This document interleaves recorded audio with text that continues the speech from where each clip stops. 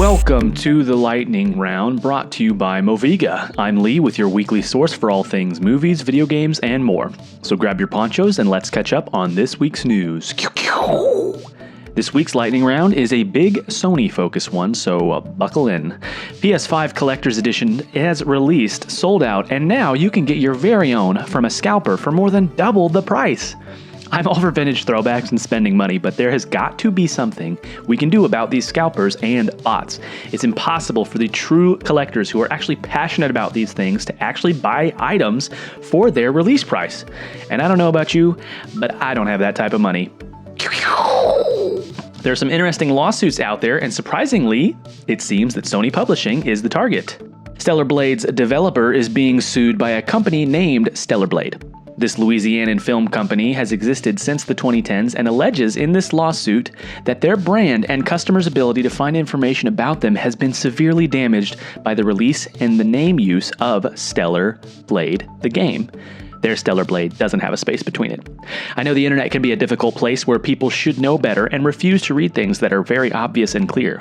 I wonder if they're just frustrated because they've been getting non-stop emails and death threats asking for the main protagonist's more risque and censored skins to be re-enabled in-game. None of those were from me, by the way. Seriously though, I haven't actually played that game. The other lawsuit against Sony Publisher is actually Nintendo going after creature catcher shooter Palworld, as they have apparently patented game mechanics like creature catching with a ball that wiggles. We've already had to be deprived of Shadow of War / Shadow of Mordor's Nemesis system thanks to the patent by WB, who hasn't used it in any other game yet. It was groundbreaking, and those greedy jerks decided they were going to take their ball and go home. Please stop patenting mechanics. It's selfish, helps nobody, and makes gaming worse off when studios can't elaborate on breakthroughs. Bad guy Nintendo needs to chill. Wow, it's actually really funny that Sony is the lesser of two evils when being compared to Nintendo. I feel like I might need to go wash my mouth out with soap.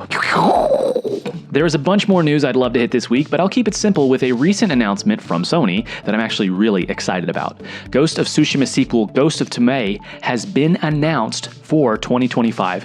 Ubisoft's Samurai game has also been delayed to early 2025, and I couldn't care less, because we are now getting another incredible installment in what is, in my opinion, the best Samurai game and story ever released. Seriously, I couldn't be more excited for this. Well, it looks like the storm has passed. Be sure to check out the Moviga podcast wherever you listen to podcasts, and find even more nerdy stuff at movigapodcast.com, where we're talking all things movies, video games, and more. I'm Lee, and thanks for joining me this week for The Lightning Round.